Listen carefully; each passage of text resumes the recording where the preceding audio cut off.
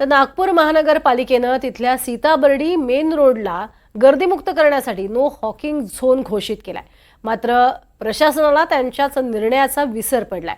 त्यांना त्यांच्याच निर्णयाची आठवण करून देण्यासाठी आता स्थानिक व्यावसायिकांनी गणेशाला साकडं घातलंय। त्यासाठी ऐतिहासिक भोसलेकालीन प्रवेशद्वारामध्ये पर्यावरणपूरक गणेश मूर्तीची स्थापना केली आहे।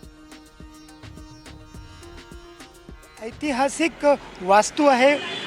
260 वर्ष जुना भोसलेकालीन हा प्रवेशद्वार आहे आणि या प्रवेशद्वारातच स्थापना करण्यात आलेली आहे बर्डीचा राजा समृद्धीचा बाप्पा या गणेश मंडळाच्या गणेश मूर्तीची। 260 वर्ष जुन्या या ऐतिहासिक प्रवेशद्वारामध्येच त्या प्रवेशद्वाराला किंवा त्या रचनेला वास्तूला कोणताही धक्का न पोहोचवता इथे पर्यावरण पूरक अशा गणपतीची स्थापना इथल्या व्यापारी आणि व्यावसायिक लोकांनी केलेली आहे। आमच्यासोबत या बर्डीच्या राजाचे संयोजक अनूप खंडेलवाल आहेत, आपण त्यांच्याशी बोलूया। अनूपजी, बर्डीचा राजा समृद्धीचा बाप्पा काय आहे कल्पना? हे कल्पना नाही, आमची श्रद्धा आहे। बर्डीचा राजा म्हणजे बर्डी हे जे आहे ना, हे पहिल्यापासून समृद्धच होतं। 250 वर्ष जुनं हे मार्केट आहे। तर इथे इतक्या वर्षापासून समृद्धी होतीच, पण मागच्या 10-15 वर्षात काही अतिक्रमण फुटपाथचे अतिक्रमणमुळे थोडंसं हे धंद्यावर परिणाम झाला होता।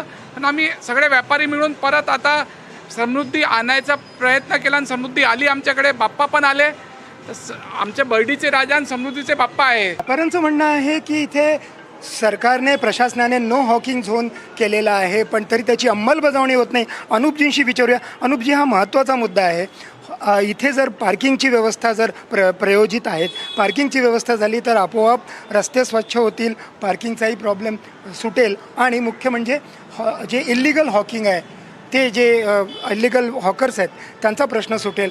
काय म्हणायचं आपलं? आमचं असं सजेशन आहे की एक साईडला 2 व्हीलर आणि 4 व्हीलर पार्किंग पूर्ण करून दिली तर पार्किंगचा खूप सारा प्रॉब्लेम सॉल्व्ह होईल। तसं या मॉलमध्ये आतमध्ये 2000 गाड्यांची पार्किंग आहे, पण रोडवर पण अजून पार्किंग दिली, एका साईडला पार्किंग एका साईडला शॉपिंग, तर काय होणार, दुकानदारांना पण खूप चांगलं होईल आणि जे ग्राहक येतात इथे खरेदी करायला त्यांना पण खूप सोयीस्कर होईल।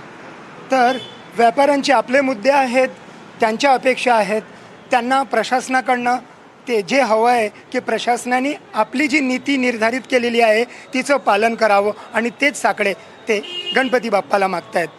व्हिडिओ जर्नलिस्ट विनय शुक्लासोबत संजय तिवारी, NDTV मराठी, नागपूर।